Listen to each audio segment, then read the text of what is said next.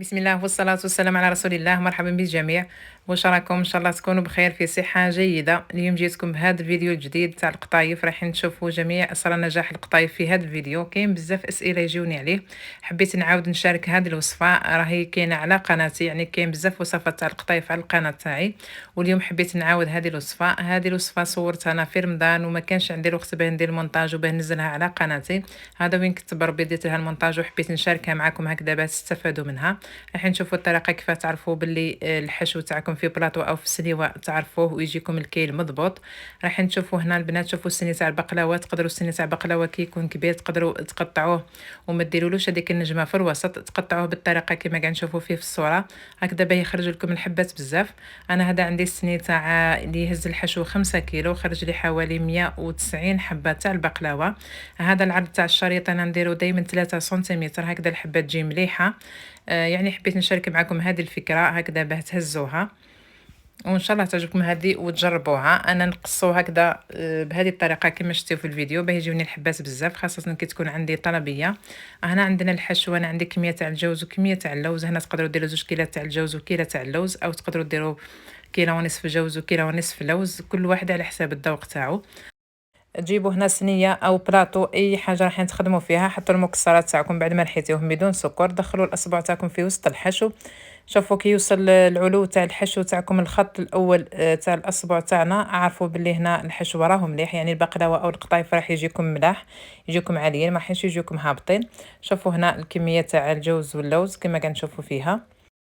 هذه هي اسهل حاجه تكيلوا بها السينما او البلاطو تاعكم كي تكونوا ماكمش موالفين تخدموا بهم، يعني ما تعرفوش شحال السينما تاعكم او شحال البلاطو يهز لكم الحشو، اخدموا هذه الطريقه رايح يجيكم الحشو تاع بقلاوه او تاع القطايف يجي عالي ويجيكم مليح. هنا قاعده نكيل 3 كيلات تاع الحشو، الكيلات لازم يكونوا عفوا معمرين، يعني ما يكونوش ممسوحين هكذا باه الحشو ما يجيكمش حلو بزاف. نزيدو نحطو كيله غير ربع سكر، السكر ما نكتروش عليه، من بعد راح نسقيو القطايف بالعسل باه ما تجيناش حلوه بزاف. الطريقه كيف ترحيو الحشو تاع البقلاوه، يعني كاين بزاف فيديوهات على قناتي، كاينه الطريقه في الفيديو تاع بورك الرنه وفي الفيديو تاع البقلاوه القديم اللي عندي بزاف ملي نزلته، يعني الطريقه بالتفصيل كيف ترحيو الحشو تاع البقلاوه وتصيروه بالسيار.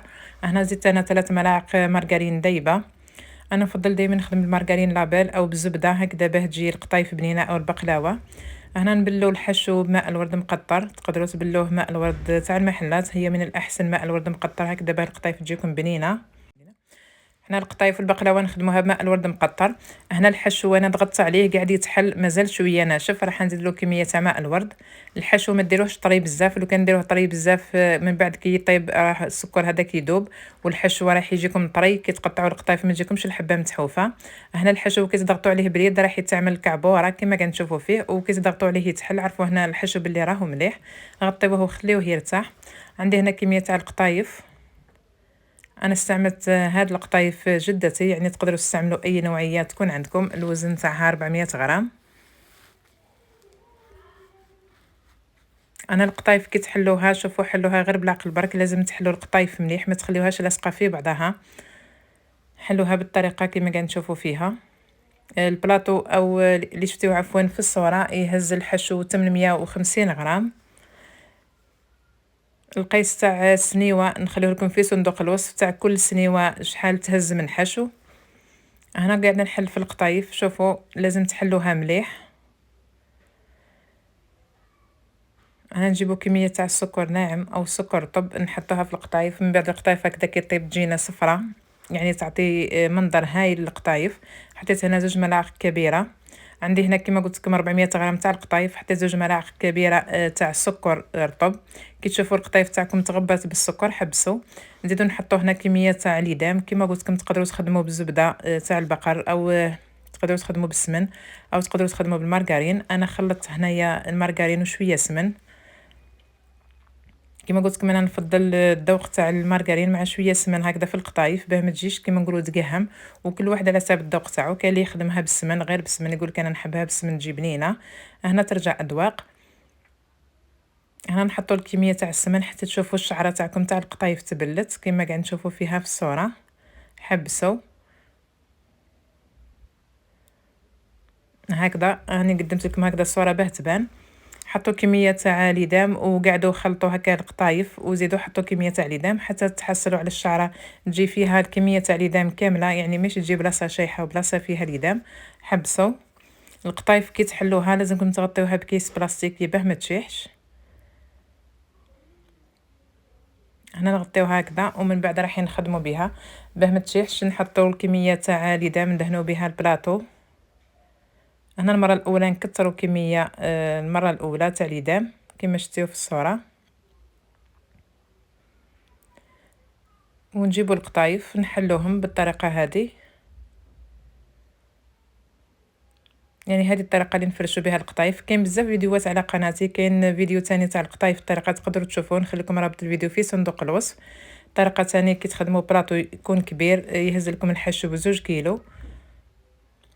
كي يكون بلاطو كبير يهز الحشو 2 كيلو، انا خرج لي تقريبا 80 حبه. هذه هي الطريقه، لازم القطايف نحلوها ما نخليوهاش لاصقه في بعضها باه من بعد كي تطيب تجينا الحبه تاع القطايف تجي مليحه.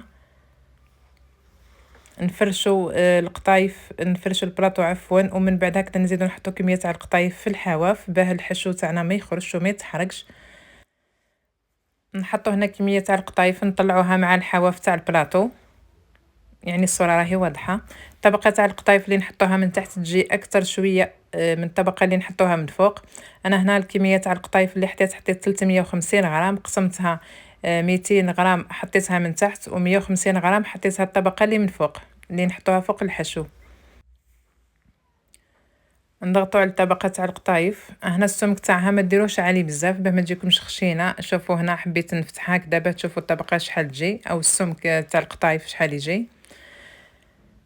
هنا نضغطوا عليها شويه باليد ونجيبوا عفوا كميه تاع ليدام ونحطوا بالطريقه هذه. انا نفضل نحط هكذا باليد باه توزع الكميه تاع ليدام في القطايف كلها.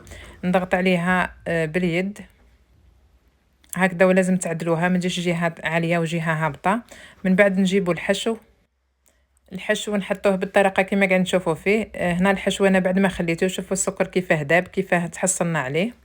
هنا كما قلت لكم الحشو ما تخليوش شايح بزاف، لو كان تخليوه شايح بزاف من بعد تجيكم القطايف شايحه. وما تخليوش وما ديروش عفوا طري بزاف باه من بعد ما يجيكمش الحشو طري كما شفتيه في الصوره، يعني الصوره راهي واضحه. نحطوا الحشو بالطريقه كما شفتيوها، نحطوا في الوسط ونزيدوا نحطوا في الحواف. ما تحطوش الكميه تاع الحشو غير في الوسط وترجعوها للحواف هكذاك. من بعد القطايف الحبات اللي في الوسط يجيكم عاليين وتاع الحواف يجيكم هابطين. بداو حطوا الحشو في الوسط وفي الحواف ومن بعد عدلوا السطح تاع الحشو هكذا. من بعد القطايف كي تقطعوها تلقاوها زي الوسط زي الحواف. نضغطوا هنا على الحشو بيدينا، نضغطوا عليه يعني ما تضغطوش عليه بزاف. كي تضغطوا عليه باليد هنا يبان لكم عفوا الحشو الجهه اللي تجي عاليه والجهه اللي تجي هابطه. ومن بعد نزيدو نغطيو الحشو بكميه تاع القطايف. كما قلت لكم الكميه تاع القطايف ما تكونش طبقه خشينه. عن قريب كاينه ورشه خاصه بالحلويات التقليديه ان شاء الله، او دوره كاينه مدتها يوم واحد فيها القطايف ومقرود المقلاه مقرود النقاش مقرود الكوشه طمينة اللوز. ان شاء الله راح نعلن عليها في القناه. اي وحده حابه تسجل نقول لكم مرحبا بالجميع. يعني هذه الورشه راح نديرها يوم واحد. المقر او المكان عفوا راح يكون في المدينه الجديده علي منجلي. رقم الهاتف نخليه في صندوق الوصف. اضغطوا على عنوان الفيديو يخرج لكم صندوق الوصف. هذه هي الطريقه اللي نوزعوا بها القطايف على الوجه تاع البلاطو. هذه هي. شوفوا نزيدو نغطيو الحواف، يعني نغطيو كل الاماكن ما نخليوش جهه فارغه وجهه معمره. لو كانت تخليو جهه فارغه وجهه معمره من بعد القطايف كي تطيب راح تهبط الحشو تاعكم راح يقعد يبان. هنا لازم تعدلوها مليح، يعني حطوا الكميه تاع القطايف ولصقوها لبعضها هكذا باه تجيكم طبقه تاع القطايف مليحه. نجيبوا الموس ونعدلوا الحواف تاع القطايف. هنا ما قاعداش انا نقطع في القطايف، قاعده نهبط في القطايف هكذا للحواف تاع البلاطو، يعني قاعده نهبط فيها باه الحشو يتغطى ما يجيش الحشو يلصق في البلاطو. لو كان الحشو نخليوه يلصق في البلاطو من بعد كي تطيب القطايف راح يتحرق هذاك الحشو. نجيبو بلاطو من الاحسن، يعني نجيبو بلاطو او نجيبو سنيوه ونضغطو مليح على القطايف بهذه الطريقه كما شفتوها في الفيديو. كي نضغطو على القطايف مليح شوفوا كيفاه نتحصلوا على السطح تاعها. هنا القطايف كي طيب راح تجي هايله الوجه تاعها، شوفوا كيفاه يجي يعني ما يجيش القطايف طالعه. هذه هي الطريقة اللي نضغطوا عليها على الوجه باه نتحصلوا على الوجه كما شفتيه في الصورة. هنا شوفوا الكمية تاع القطيف ما درناش يعني طبقة خشينة وما تكونش طبقة رقيقة ثاني، لو كان ديروها رقيقة بزاف من بعد القطيف كطيب رايحة تهبط. هنا نجيبوا كمية تاع السمن ومخلطة بشوية مارغرين وندهنوا الوجه تاع القطايف. هنا كندهنوا الوجه تاع القطايف نكثروا شوية كمية تاع السمن مع المارغرين هكذا باه الوجه تاع القطايف يجينا اصفر كي طيب. هنا نوزعوا الكميه تاع السمن كامله، انا قلت لكم نفضل يعني نهز الكميه تاع السمن باليد وهكذا نغطي الوجه تاع القطايف.